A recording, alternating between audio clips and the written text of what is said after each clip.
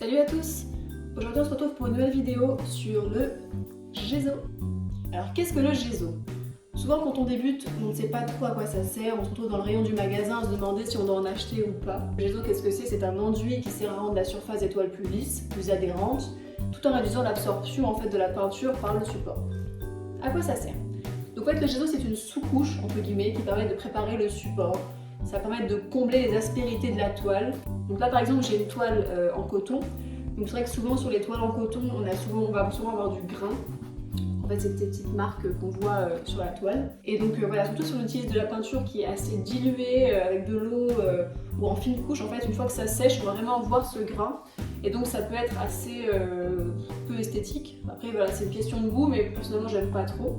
Donc je préfère mettre un peu de Gézo pour ça. Donc est-ce que le Gézo c'est obligatoire? Donc certains vont être sûrement offusqués par ce que je vais dire, mais personnellement non, je ne trouve pas que ce soit obligatoire. Voilà, moi je parle toujours d'un point de vue acrylique, parce que je crois que pour l'huile, il faut vraiment en mettre, parce que sinon la peinture peut être absorbée ou attaquer le support, je sais pas trop bien. Faut vraiment créer une barrière protectrice.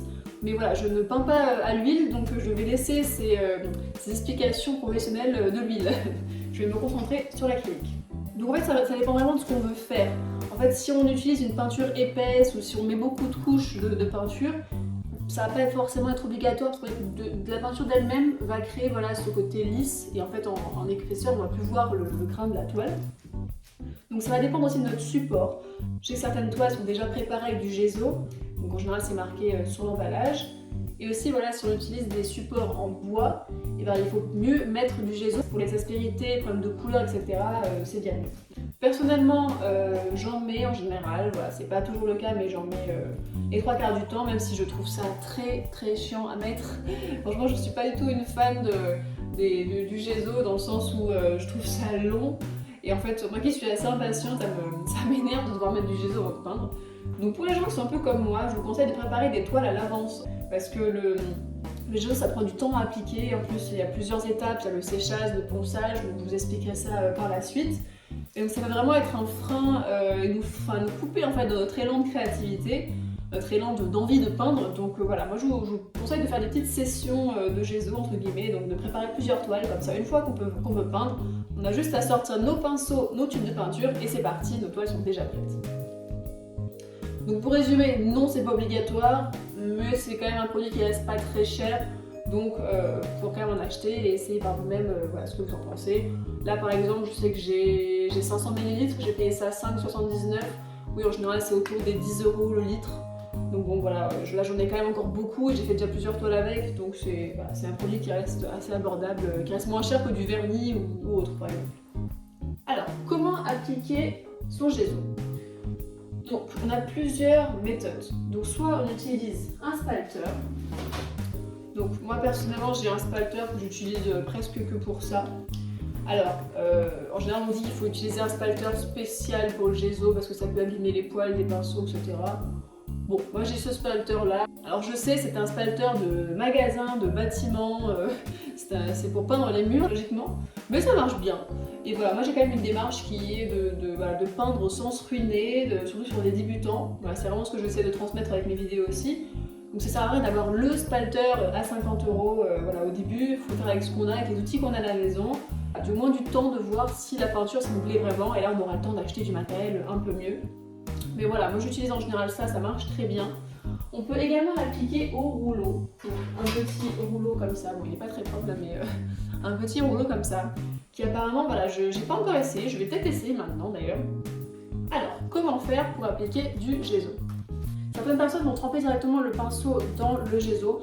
Moi personnellement, je préfère en verser un peu dans une assiette parce que j'ai toujours peur de mettre un peu des saletés dans le pot de Gézo. Donc je préfère, voilà, verser directement un peu dans une assiette. De toute façon, l'assiette, après, je m'en resserre pour mettre ma peinture dedans, donc c'est pas une assiette qui est gâchée ou quoi.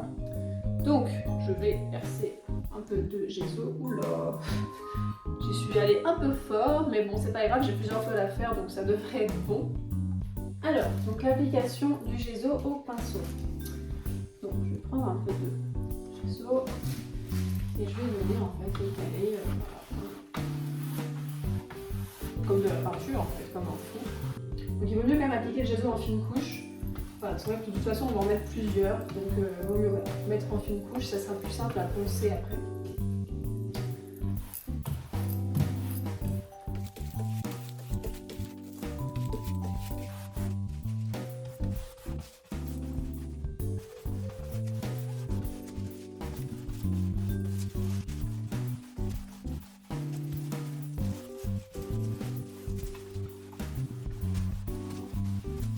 Je vais faire aussi les bords parce qu'en plus là j'ai des clous sur les bords de mon tableau, donc je préfère les masquer. De toute façon je fais toujours les bords quand je mets du gesso.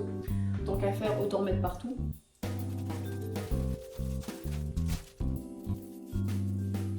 Pensez à bien rincer votre pinceau entre les différentes couches de gesso parce qu'en fait sinon ça va sécher dans le pinceau et là c'est quasiment impossible d'enlever. Donc nettoyez bien vos pinceaux entre chaque couche.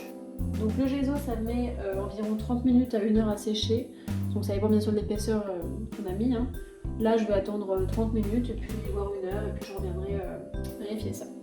A tout à l'heure. Alors on se retrouve après un petit temps de séchage pour poncer notre toile. Alors moi en général je prends des papiers de verre comme ça 150 voilà, assez fin quand même, pour pas non plus attaquer de trop la toile. Et alors là, on commence, hein, on y va. On frotte.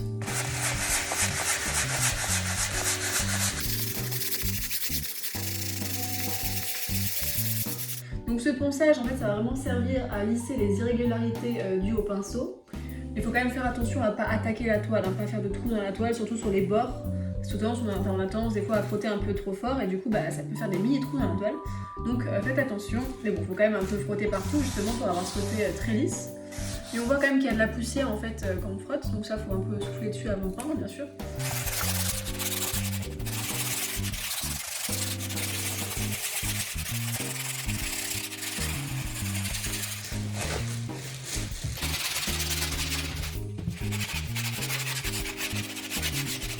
Voilà, donc une fois qu'on a fini de poncer, du coup on peut attaquer directement la deuxième couche.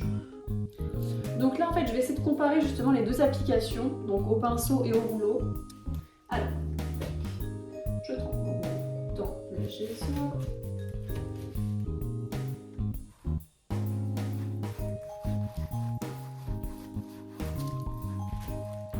Mais qu'est-ce que c'est que cette...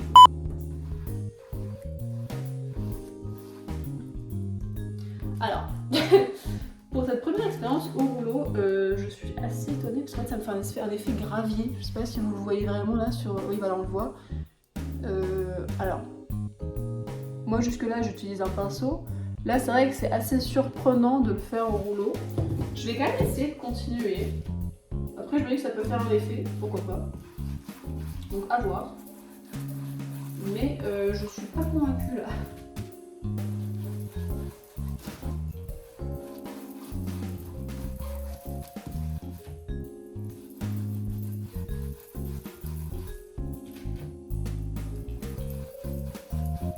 Ok, donc là j'ai posé mon gesso avec le rouleau. Donc on a vraiment ce côté en fait, comment dire, j'ai plus le terme, mais vous savez c'est mur extérieur peint quoi. Ça fait vraiment beaucoup de relief. Alors, c'est pas l'effet que je recherchais de base, mais franchement je veux dire que je suis plutôt assez satisfaite parce que c'est assez sympa. Justement je voulais faire de la texture sur ce tableau, donc je vais garder ce tableau comme ça. Au final c'est pas aussi... Il n'y a pas autant de relief que je pensais, en fait ça me fait un effet toile quoi. Ça me fait les mêmes irrégularités qu'il y a sur la toile en plus poussé. Donc c'est pas ouf au final, mais bon, ça va. Mais du coup de toute façon je vais m'en servir pour faire autre chose, donc je vais mettre qu'une couche. Et je vais vous montrer comment on fait de la texture avec le gesso. Donc j'ai pris ma petite toile et en fait je vais vous montrer comment faire des reliefs, enfin comment faire de la texture avec le gesso. Donc là pareil, je vais remettre un peu de gesso dans mon assiette, voilà. Et donc là en fait je vais venir prendre mon gesso avec une quantité un peu plus, avec une plus grosse quantité. Et donc là je vais essayer de faire un peu de la texture. Donc voilà, on voit vraiment que ça se maintient, hein, ça coule pas du tout, donc c'est très épais. Et là après on fait un peu ce qu'on veut.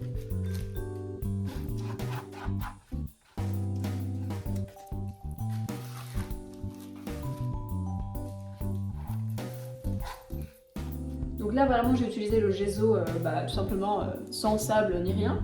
Et ça peut être très sympa voilà, d'ajouter vraiment de la texture en ajoutant directement du sable, ou ils vendent des fois même des poudres directement dans les magasins créatifs. Ça peut être très cool. Bon, je vais y aller en mode un peu bourrin, voilà. Ce sera plus simple.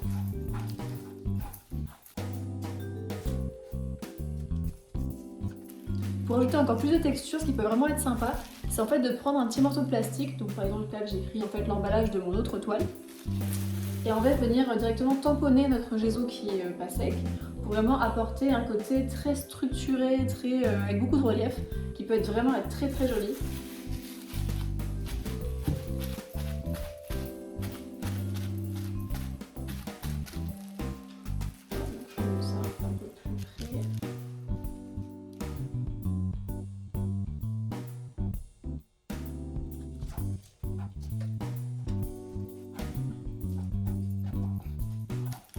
Je suis un peu cassé l'uniformité des marquages avec le plastique pour voilà, ajouter encore plus entre guillemets d'intérêt au côté. Voilà, je suis tout satisfaite de mon résultat. Donc là on va laisser sécher et on verra ce que ça va donner une fois sec.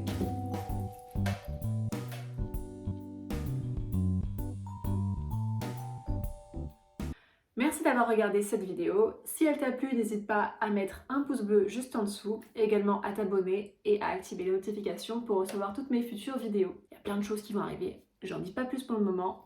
Restez connectés. À bientôt, bye bye.